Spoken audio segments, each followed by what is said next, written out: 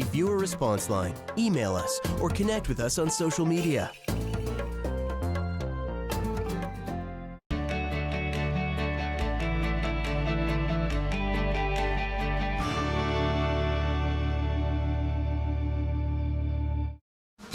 Join us next week for a great county life at home, as we're going to have a special Halloween show, and Rhonda and I are going to be baking Halloween treats. Armed robbery in progress. Team are en route. Find the car properly. I got this chill, man. Whoops. Stop it. I know you're only doing this to annoy me, you know? Bruv, I'm chasing criminals. Sometimes you act like a pair of petulant little... Aren't you a drama? After you, man. Thanks.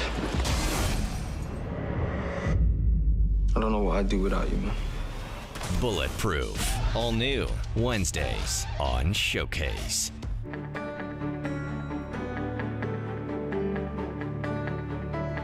This is Rogers TV, Grey County. This program is brought to you by Ignite TV. Now you're in command. Visit Rogers.com for more details.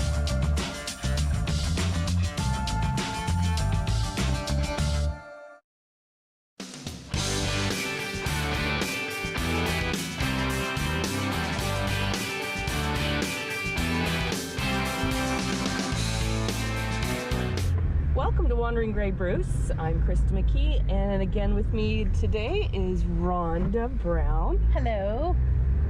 Happy Friday. Happy Friday. I know, isn't that nice? This may not air on a Friday though. So it may not, but it may not. It's our Friday today. Yes. And it is beautiful out. Absolutely gorgeous day. The leaves look spectacular. I know. I'm so glad we're going for a drive today. Yes. Where are we off to? We are off to today. Now, one of our episodes, you had never been to Clendenin Dam, so we are back again in Thornbury, Clarksburg area, and I'm going to take Rhonda to the Clendenin Dam. Awesome. I know, and it's quite a unique spot. The dam was built back in 1975.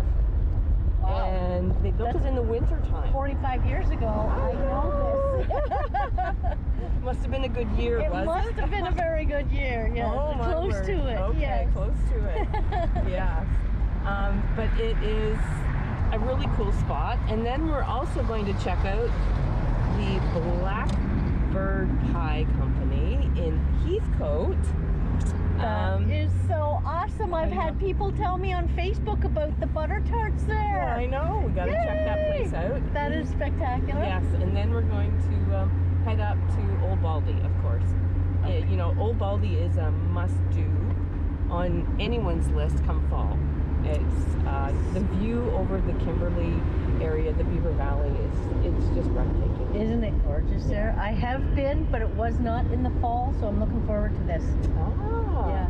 Now we do have a little bit of a hike in. It's about 15-20 minute hike in, but we've got a good day today. Yeah. And I think the weather is upon us, so we're going to take advantage of it. Yep, good plan. Yeah. So we have to go into Clarksburg here and tell Mr. Hindle that we are here. He's going to meet us at Clendenin Dam.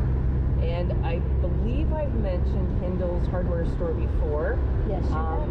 And it's another must-do visit to Hindle's hardware store in Clarksburg.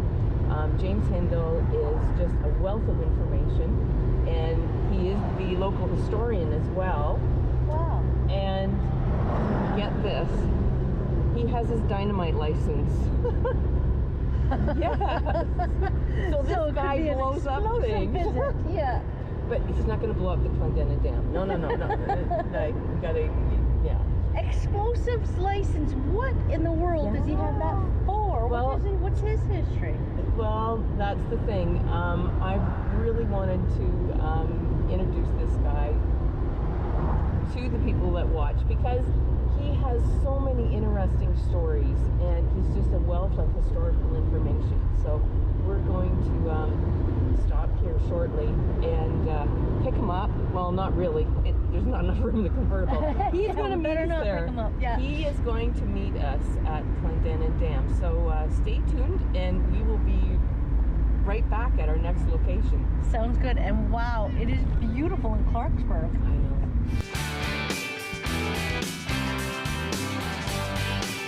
So we're here at Clendenin Dam now, and I've pulled James Hindle out of his hardware store to come down and talk to us here at Clendenin Dam. This dam here behind us has been here since 1975. Baldy Conservation built it in the wintertime, actually, under a huge dome. So there's tons of pictures that you can see online, and Darlene will actually show that later in the show. But I wanted to interview James Hindle because you are a wealth of information. Just in a short conversation that I had with you when I mentioned Clendenin Dam, you blew up a portion of the dam, the old dam, not this one, but the original dam. Look at that one. Oh, we've got tons of salmon here right beside the river here. But yeah, you helped them remove part of the actual mill or the sawmill. No, it was actually part of the power station. Ah, yes. And a fellow had purchased the cast and he couldn't take it out. So I was privileged to come and pack my explosives underneath a big cast bell and break it up so he could move it. And still here at Clendenin Dam, there's still a portion of the materials from that same power generating station. Exactly, yep. And James just took me down the trail just a little bit, is where you'll actually see the power. Yeah, the power generating the turbines that are there. That the water was feeding into that turbine, and so I just made it so he could get it out. Yeah, exactly. So you don't get to meet very many people that have an explosive license, which I think is absolutely fascinating. But you also talked about blowing up the sheet ice.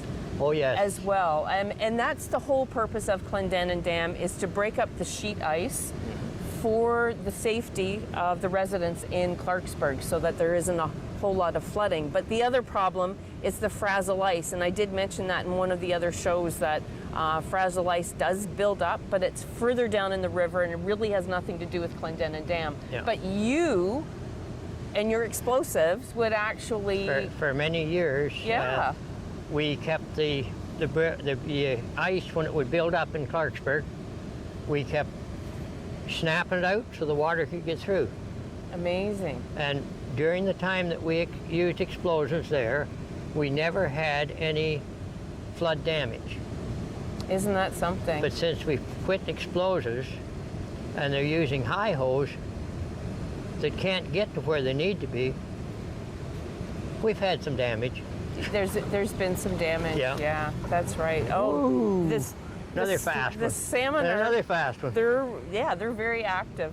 And the salmon that are actually right beside us here in the river, they are trying to get to the Salmon Ladder, and you can actually see that, which would be on your left.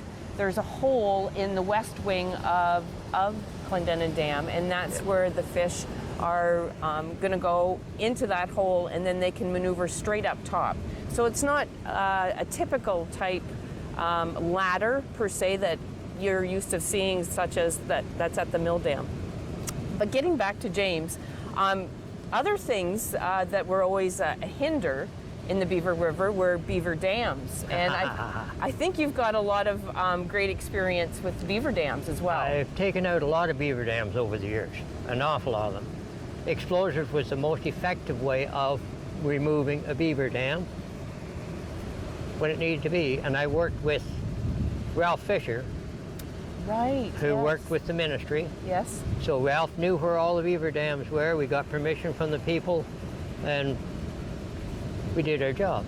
Yes, yeah. Definitely. Now, how would you store your explosives? Oh, that changed over the years. When we first bought the hardware store in 1971, the Caps magazine, they could have got into it with a little screwdriver. By the time I gave up my license, everything was done up with special types of stainless steel that you couldn't even cut with a cutting torch. Oh, yeah. And I gave up the license because they said we had to build a concrete bunker, the vault type door, and a 24-hour security camera. So it wasn't worth it to try to keep my license. Yeah. So I was one of the last 2 in Ontario to have the license that we had. Wow. Wow. And I gave it up And you gave after it up. 38 years of blasting. Yeah. Yep. Wow. 38 years. And so many stories. You've been here in Clarksburg all your life. No, just No? since 1971. Since 1971. But you were instrumental in helping with one of the historical books that was produced here. The Clarksburg book that was made with the Sesquicentennial. And Linda Wykes did a fantastic job on it. I wish she'd print more because it has the whole history of Clarksburg in it, including information on the Clendenin Dam. Yes, Yep. yeah. And like all dams, I think the flood of 1912 was the most catastrophic for all dam structures. I wasn't around then. No, me neither. But historical information tells us that it pretty much wiped out everything on a river up here. And there was other years that Clendenin suffered. 1938, it got washed out again, and then in 1969, it ran into problems, and so did Haynes Dam. And we haven't even really touched on Haynes Dam Well, because Haynes Dam is now removed. Yeah, 2016 they removed Haynes Dam, and all that's there now is an interpretive plaque. But it's all part of this hiking system that's here as well. The trail system that will take you from Clendenin Dam right to the Thornbury Harbor.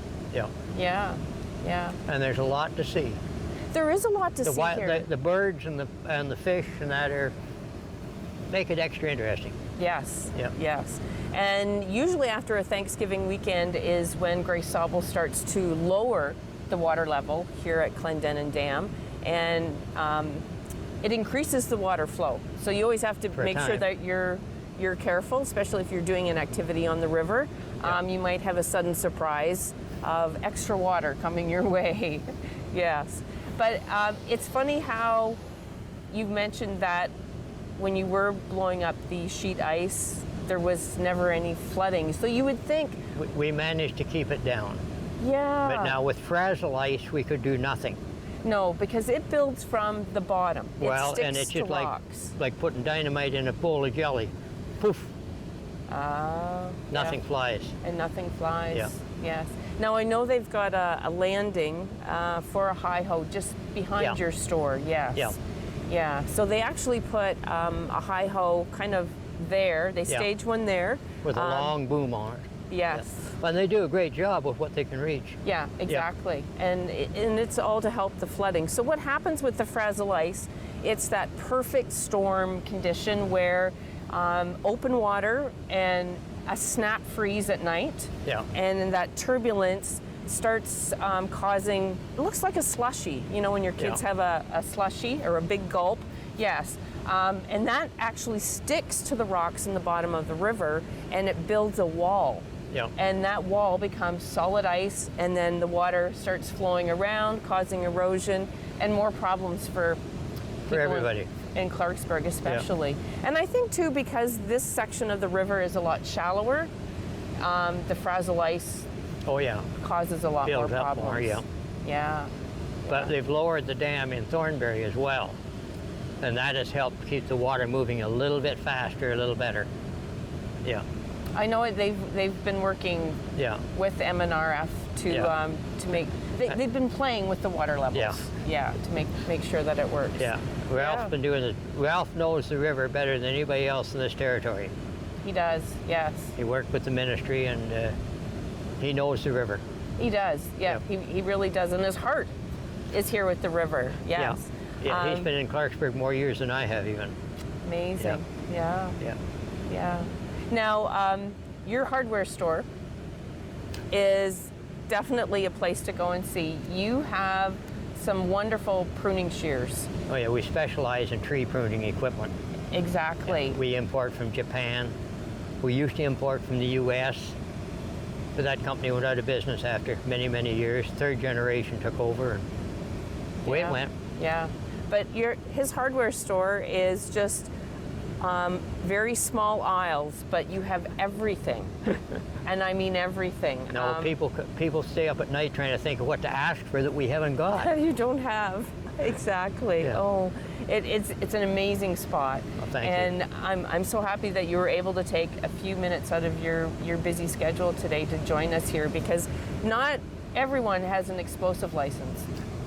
And, I don't anymore. I only had it for 38 years. I know, but you probably have so many stories that that are great memories on things that you've blown up. But I'm glad, in a sense, that you don't, because. Well, I have taken out one dam. I've taken down a lot of concrete silos. Really? I only had one dam I had to take out. Wow. Yeah. Concrete silos. Now that would be interesting. Yeah, they were fun. They were fun. Challenging. Challenging. Yes. Well, thank you very much for joining us here and letting everyone have a peek here at Clendenin Dam. It's definitely a spot to come and visit. Not everyone remembers it's here, and the salmon are here right now trying to get up that fish ladder, and it's really a great spot to see the salmon. So thanks again, James. Thanks for having me. It's been great.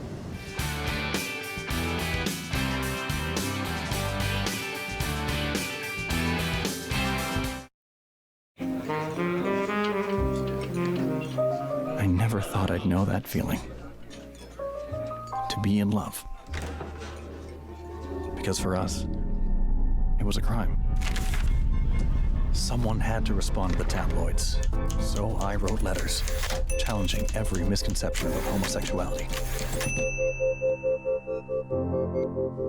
9 homes, 7 dogs, 47 years together, and still not spouses under the law. So we took our fight to the Supreme Court.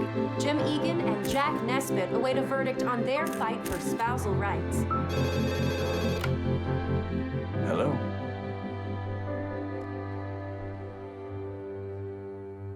We lost our case, but we made a difference. As a result of Jim Egan's case, the Supreme Court ruled that sexual orientation is protected under the Charter of Rights, a landmark victory for the LGBTQ2 community. Hi, I'm Sharon Skelly, host of Community Close-Up. Please watch us every week here on Rogers TV.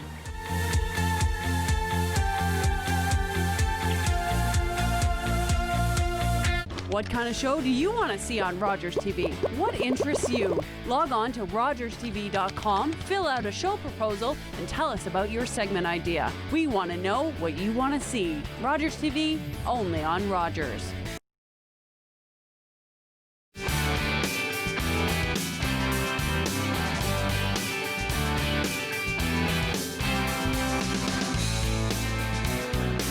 So welcome back. We are on the road. We've left Clendenin Dam, and James is a fantastic.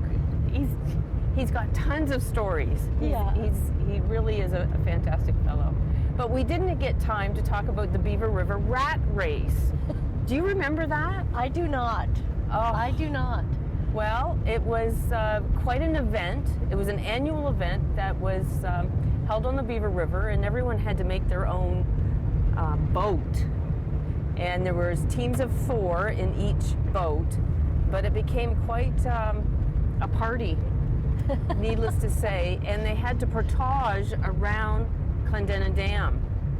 Portage around it? Around it. So I can't exactly remember. I want to say Heathcote was where they started, and then they came down the Beaver River and had to go around Clendenin Dam, and the finish line was somewhere in Clarksburg, but a few people went over Clendenin Dam, if you could imagine. Over the dam. Over and the that dam. That is quite a drop. They didn't make the portage part. So needless to say, they canceled the... yeah, it gets too risky after a bit. It became too risky, and it became a huge party, and they had problems monitoring that. Yep. Yeah. Which they would. Yeah. But yeah. What a shame. Mentioning Kimberly. Mentioning Kimberly. Yes, mentioning Kimberly, we did stop at the Blackbird Pie Company. Yes. Been on my bucket list for quite some time, gotta say. smells divine when you drive up, and the pies, the different kinds of pies that they've got. And they had a pumpkin tarts. And a pumpkin tart. So and needless they had to say, cinnamon rolls. And they had lots of stuff there. Yeah, really, really and cute, very small. Yeah. And a lot of frozen entrees as well. Yeah, I did notice that. And vegetarian options too, which my son Emerson is keen on right now. So yes. Yep. So yeah, I will definitely be back for the drive, and the views around here, the trees, it's spectacular in the fall. My goodness. Yeah, it really is. So we're going to Old Baldy next. Old Baldy. And we've taken kind of the back route to Old Baldy, just because I'm not going to take my little Miata up the switchback from the county salt dome. No, I'm not doing that. No. And the switchback is what? It's a side road that goes zigzag up the mountain, actually. It's very, you would probably want a pickup truck to do it. Oh wow. Yeah, because it's very steep, very, very steep. And it's not a maintained road in the wintertime. So it's probably best to come around the back side of Old Baldy and come into it that way. And Old Baldy is, well, you know why it's called Old Baldy, right? No. Well, it's called Old Baldy because of the Dolomite rock. Right? So it's all about the rock formation and the geology. And if you're a geologist, then you would love coming to Old Baldy and looking at the different rock formations on this side and the other side. Okay. Yeah. So this is the road here this is the switchback here on the right-hand side. Okay. And Old Baldy access. Yeah, and it literally is, hold on to your wig. So. Wow. And it would be kind of fun, actually. It would be, but if there's anything washed out, I only have about 4 inches clearance on the front of my Miata for the little scoop that's at the front. So I really don't want to leave it at the top of the hill when we get to the bottom of the hill. No, so, not a great way to end the season. No, I'd be in a lot of trouble. Anyway, we are here at Old Baldy Parking Lot. Wowzers. And it's packed, and it will be packed this time of year just because it's Old Baldy, and everyone's wanting to look at the colors. Yeah. So I'm thinking I'm just gonna hopefully be able to drive up. Ooh, I don't know. Well, we'll find a spot to park, and then we'll show you guys what it's like. Yes, we certainly will. We'll get in there, and we'll. It's only about a 15-minute hike in, so yeah. I should be able to keep up. Oh, you'll be able to keep up, no problem. No problem. Those little short legs of yours will go twice as fast, but you'll be able to keep up. Okay. See you in a bit. Yep. So we have made our way into Old Baldy, and as you can see behind us, the view is spectacular. We're approximately 153 meters above Kimberley. If you know meters. I felt every meter on the way up, and so did our producer. So they were a little winded when they got here, but listen, in our defense, we haven't been very active this summer, just chasing you around. So yeah, we're a little winded, but it is definitely worth the hike, even if it was muddy. But it is beautiful up here. It is absolutely insanely stunning. It is.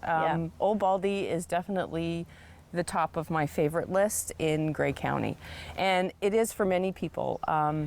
This being a Thanksgiving weekend that's coming up, it's parking is going to be a rarity.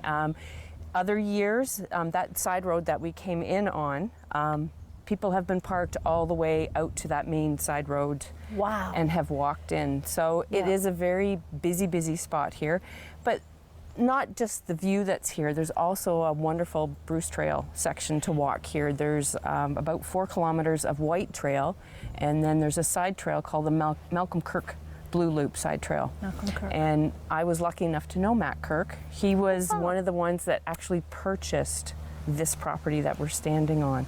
Yeah. Wow. Mac was a man who was thinking way before His time, yeah. He acquired a lot of property for Grey Sauble, or back then it was called Sauble Valley and North Grey Region Conservation Authority. So Mac, to have the trail in his honor, and he was still alive when they did it. So he was here for the dedication. So it was really nice. Yeah. I mean, thank goodness we have the people with the foresight to say, let's preserve this for future generations, and look what you're left with. I mean, exactly. It's pretty special. And I mean, as busy as it's going to be this coming weekend, Tobermory and the Grotto is 1,000 times busier. Yeah. You know, so this is a really nice little gem for us. It is. And you can come here any time of year. Doesn't have to be in the fall. In the spring, if you are a lover of trilliums, this forest is a carpet of white. I've never seen so many trilliums here at Old Baldy, so it's a great spot to come any time of year. If you're a snowshoer, hey, maybe you and I should get out our snowshoes. Well, we were talking about doing an episode in the winter, but I said, I'm going to have to make sure that my snow pants still fit. So we'll see on how the COVID-10 15's going. 19, I think. 19, Anyway. Yeah, we'd probably have to pick a spot that's not as remote, maybe, just... Yes. Because there's a lot of camera equipment and stuff that has to come in with doing this show. And Darlene, who we drag with us, who's behind the cameras that no one ever sees, Darlene, we'd have to probably put her in a box and drag her on a toboggan, maybe, we'll to get her, drag her up the hill in a toboggan to get her here. But I'm sure we can find a place with hot chocolate and scones and or a butter tart. tarts. And the butter tart from the Blackbird. Yes, I have pastry. 6 to go. Yeah, and I got a pumpkin one, so I'm looking forward to eating that one too. So, yeah. So when you want to come to the Beaver Valley, make sure that it's take a day and drop what you're doing at home and just get out and explore what is here, because it is fantastic. Yeah, every little spot that we've driven through today looks like a postcard. It does. It's really neat places and great little restaurants and cafes. You know, we'll have to get back to Thornbury too. I know. Yeah, I know. Really nice spots. Yeah. And we did it all today with the top down. Yeah, it's you know, hey, it's good. It's good for the complexion. It's good for the hair. Cool, brisk breeze. It wasn't that cold, honestly. It wasn't. I was surprised. We're dressed like little Eskimos right now, but in the convertible, it wasn't that cold. I think we did okay. Oh yeah, absolutely. Yeah. And I'll do this again with you. Well, I'm going to put the convertible in storage, so we won't be snowshoeing with the convertible. Okay. Well, I'm okay with that. Okay. I'm totally okay with that. Sounds good. Anyway, thank you very much for watching Wandering Grey Bruce. We certainly appreciate you giving us the time to watch us to carry on through Grey and Bruce County, and we'll probably see you again soon. See ya. Bye.